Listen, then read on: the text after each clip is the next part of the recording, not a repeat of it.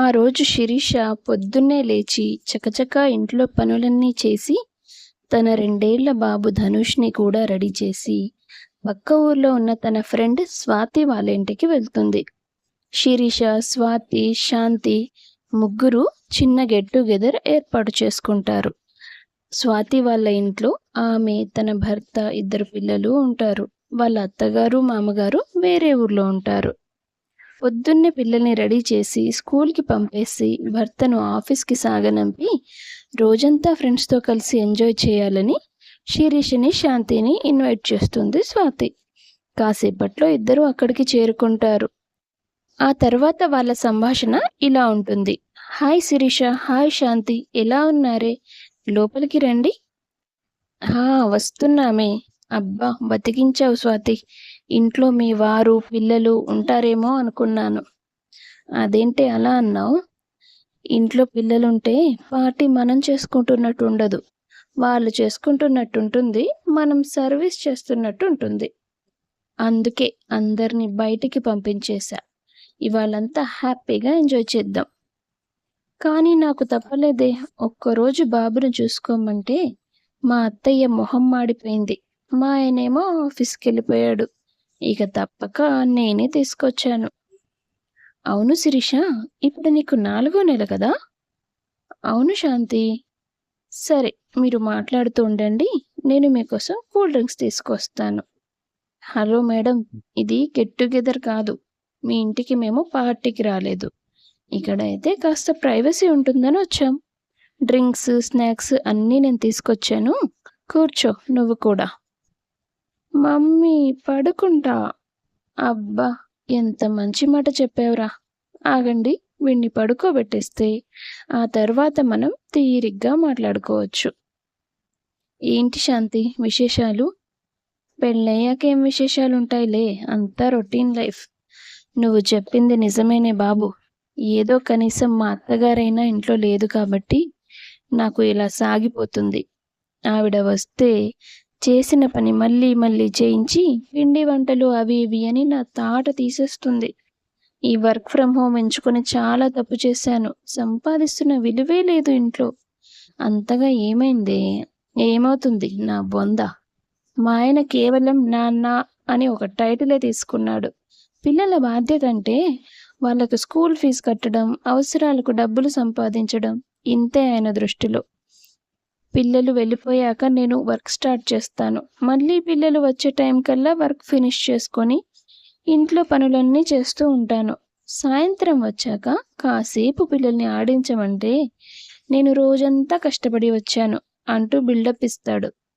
ఒక పక్క వంట చేస్తూ, ఇంకో పక్క పిల్లల అల్లరి భరిస్తూ, ఇంకా వాళ్ళకి హోంవర్క్ కూడా చేయించాలి. ఈ మగాళ్ళు 8 గంటల పనికి ఇంత అలసిపోతారు. మనకి నిద్రపోయేదాకా రెస్ట్ ఎక్కడ దొరుకుతుందే బాబు? ఆ మాత్రం ఇంగిత జ్ఞానం కూడా లేదు మా ఆయనకి. నువ్వు చెప్పింది 100% నిజమే స్వాతి.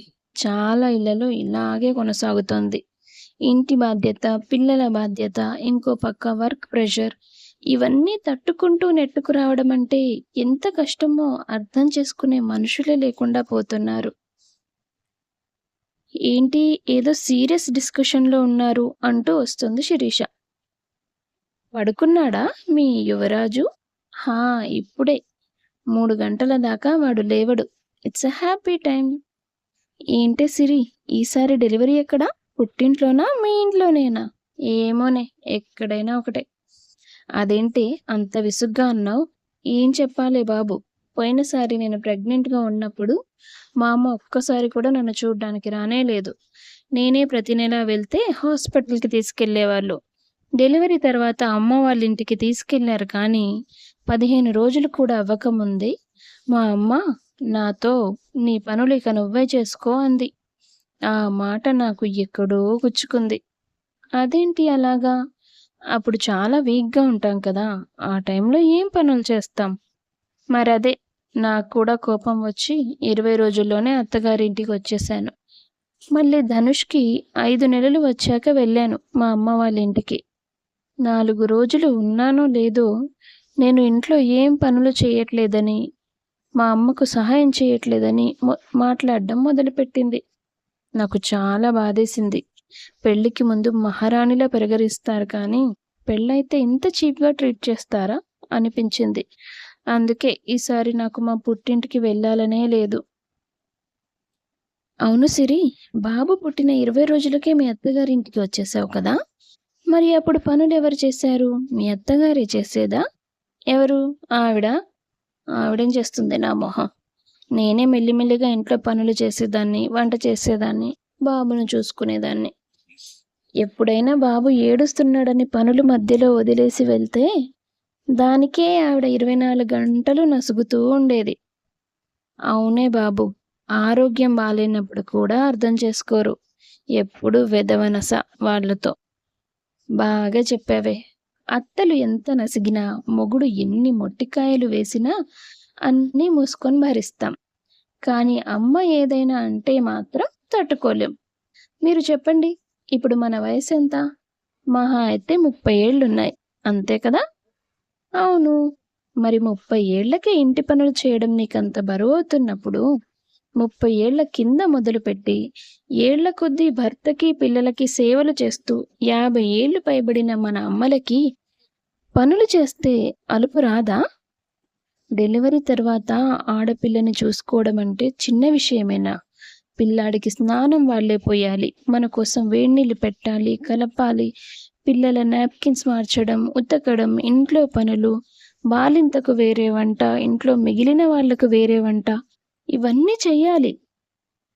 50 ఏళ్లు పైబడిన అమ్మకి ఒక్క రోజులో ఇన్ని పనులు చేయడానికి ఓపిక ఉంటుందా? 20 రోజుల్లోనే అత్తగారి ఇంటికి వచ్చి పనులు చేయడం మొదలుపెట్టిన నువ్వు, బాబుని అమ్మ చేతిలో పెట్టి చిన్న చిన్నగా ఇంట్లో వంట చేయడం, బాబు నిద్రపోతున్నంతసేపు అమ్మకు సాయం చేయడం లాంటివి చేసుంటే, నీ పని నువ్వే చేసుకో అని అమ్మ అనేంత దూరం వచ్చేదే కాదు. తన శరీరం ఎంత అలసిపోతే నిన్ను ఆ మాట అని ఉంటుంది. శాంతి మాటలకు శిరీష, స్వాతి మౌనంగా ఉండిపోయారు. వాళ్ళలో ఆలోచన మొదలయింది. చిన్నప్పటి నుంచి ఇప్పటి వరకు వాళ్ళు మనకు ఎంతో ఇచ్చారు, ఇస్తున్నారు. బదులుగా వాళ్ళు కొంతైనా కోరుకుంటారు. అదేంటనేది మనం అర్థం చేసుకోలేకపోవడం మన అసమర్థతే అవుతుంది. నీకు సేవ చేయడం ఇష్టం లేక నిన్ను పనులు చేయమని అమ్మ అనదు. ఒంట్లో శక్తి లేక అంటుంది. మనకైనా అత్తగారింట్లో పనులు చేసి చేసి అలుపొస్తే, విసుగొస్తే కొన్ని రోజులు అమ్మ వాళ్ళ ఇంటికి వెళ్ళిపోతాం. మరి వాళ్ళ కలుపొస్తే మన అమ్మలు ఎవరింటికి వెళ్తారు? మన అమ్మమ్మలు ఇప్పటికే వయసైపోయి పూర్తిగా కొడుకు కోడల మీద ఆధారపడుతూ వాళ్ళకు 3 పూటలా తిండి పెడితే చాలు అనే పరిస్థితిలో ఉంటారు. అలాంటి వాళ్ళ దగ్గరికి మన అమ్మలు వెళ్తారా? మరి ఇక అమ్మలకి రెస్ట్ అనేది ఎప్పుడు దొరకాలి? సమాధానం చెప్పరే? అంతలో సిరి, ఐ రియల్లీ లవ్ యూ శాంతి. ఇవాళ నా బుర్రకు పట్టిన తుప్పు మొత్తం కడిగేశావు నువ్వు అంటూ కన్నీళ్లు పెట్టుకుంటుంది. స్వాతి కూడా తన ఆలోచన విధానంలో ఎంత తప్పు ఉందో అర్థం చేసుకుంటుంది. ఆ తర్వాత వాళ్ళు ముగ్గురు కలిసి భోంచేసి సరదాగా మాట్లాడుకొని సాయంత్రానికల్లా ఎవరింటికి వాళ్ళు వెళ్ళిపోతారు. కొన్నాళ్లకి శిరీష పుట్టింటికి వెళ్తుంది. అత్తవారింట్లో లాగే పొద్దున్నే 5ంటికి అలారం పెట్టుకొని లేచి గిన్నెలన్నీ కడిగేసి బట్టలు ఉతకడం మొదలు పెడుతుంది. అంతలో శిరీష వాళ్ళమ్మ సుగుణ బయటికి వచ్చి చూసి, ఏంటి సిరి ఇది, కడుపుతో ఉన్నదానివి, నువ్వు ఇలా కింద కూర్చుని బట్టలు ఉతుకొచ్చా? లే, నేను ఉతికేస్తాను అంటుంది. ఇవాళ నేనేం కొత్తగా ఉతకడం లేదమ్మా, మా ఇంట్లో రోజు పొద్దున్నే లేచి బట్టలు ఉతకాల్సిందే కదా. అయినా ఇప్పుడు నాకు 4వ నెలే కదా. నువ్వు వెళ్ళి ధనుష్ పక్కన కూర్చో, వాడు లేస్తే మళ్ళీ ఏడుస్తాడు అంటూ తల్లిని పంపించేసి బట్టలన్నీ ఉతికేస్తుంది. ధనుష్ పనులన్నీ తల్లికి అప్పగించి ఇంట్లో పనులు, వంట మొత్తం సిరి చేసేస్తుంది. మధ్యాహ్నం వేళ బాబుని పడుకోబెట్టి తల్లి పక్కన కూర్చొని హాయిగా నవ్వుతూ కబుర్లు చెప్తుంది. కూతురు ప్రవర్తన చూసిన సుగుణకి చాలా సంతోషం వేస్తుంది.